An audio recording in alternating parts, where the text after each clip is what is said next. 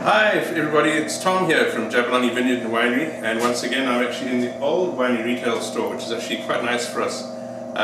Today we're going to be speaking about tannins. Tannins are one of the things that are very little understood by people. You actually read literature from people that be sommeliers, and they'll say tannins in wine come from the skins and from the stems and from the seeds and from the barrels. Yes, tannins do come from, the tannin in your wine shouldn't come from those things. Tannin in your wine should come from the skins, it's only. And I'll tell you why. When you actually process grapes, once they've been harvested, you put them through a crusher destemmer. Now the crusher does one thing. What it does, it's about a quarter of an inch apart, and what it does, it actually rolls the grapes, so it just breaks the grape skin only, it doesn't touch the seed. And the destemmer takes the stems off, so the stems go shooting out the left-hand side of the machine, and in the bucket below you goes juice and skins and seeds. Not broken seeds, though. The seeds actually stay whole.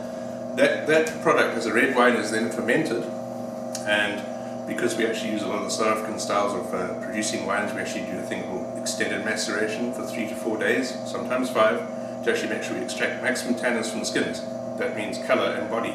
So, just to put it short then, the wine that you drink from Jabulani Vineyard and Winery, the red wines, contain tannins that come from grape skins, and to a lesser extent from the French oak barrel that they're aged for 2 years in. We actually make sure that there's no stems in our must that we ferment, and we make sure there's no broken seeds. The seeds get thrown into the compost, and so does the skins after they've been fermented. So tannins, what are they really? Tannins are a molecule. It's a plant-derived polyphenol. Greek poly means many, everyone knows that, and phenos means to bring to light. So bring many to light. I don't know what that means, but polyphenol is actually usually used as a descriptor for taste. They're plant compounds that are actually very good for you. They are good because they guard against heart disease. They also guard against type 2 diabetes, and the other part is that they actually guard against certain cancers, as they're an antioxidant. But my favorite thing is polyphenols promote brain health, which means that drinking wine makes you clever. Tannins and therefore polyphenols can be found in tea and in berries, dark chocolate, but especially in wine. Tannins, what do they do to the wine? So let's see. When tannins are young, they cause your mouth to dry and pucker.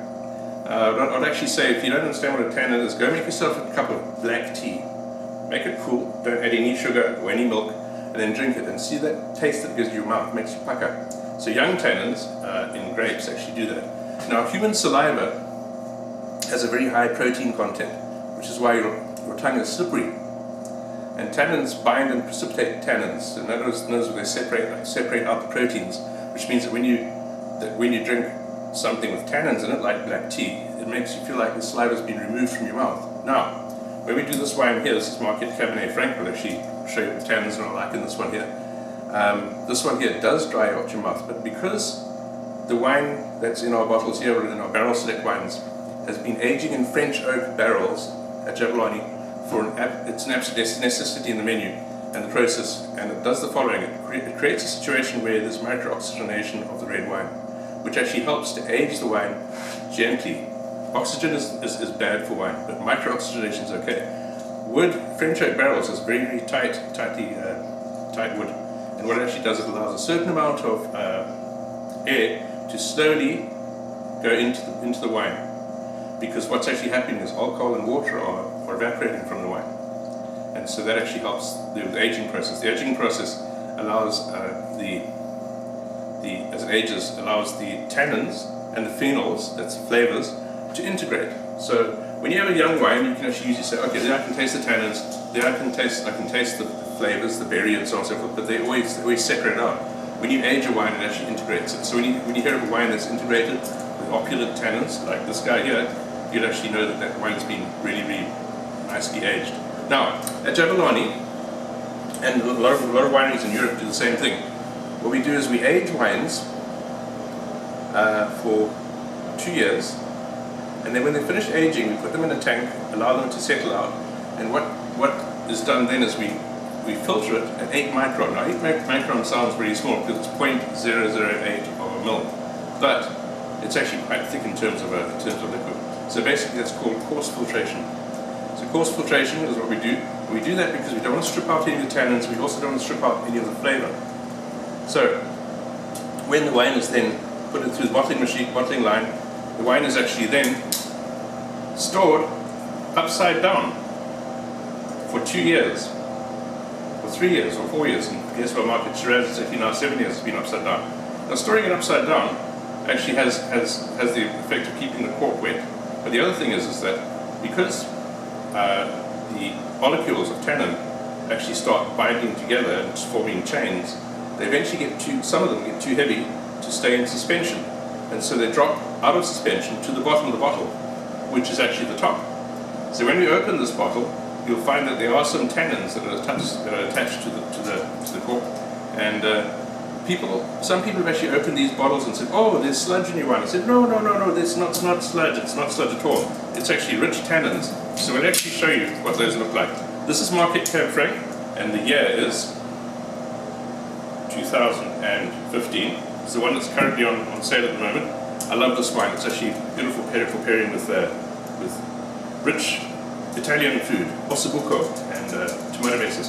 A lot of Italian customers come here and they say, "This wine is beautiful, it's dry and it's tannic." And I say, "Well, it's great. Look at this now, watch. See that there? That is not sludge, that's tannins." When I do the tours, I often take that and I press it on a white napkin, and that's what you get. Beautiful. What we also suggest people do though, is when they open a bottle of Market Cab Franc or Market Cab Sauv, same sort of thing, you just take it off and wipe the inside of the top up, because that's actually where some of the tannins have been dropping out of suspension into the bottom of the bottle, which was the top in this case. Okay, now, Market Cabernet Franc. My favorite pairing with this one is lamb curry. So, when you taste a wine, as I always say to you, always remember, look first, admire the color. Look at that beautiful, rich dark color. Smell, appreciate the aromas. Now when I get on this one here, it's beautiful flavors of berries, Jabulani, cassis, and a certain amount of chocolate. Taste it and feel the sensation of the tannins, what they give you in your mouth. First thing is they'll be smooth, and then they'll be drying underneath your tongue.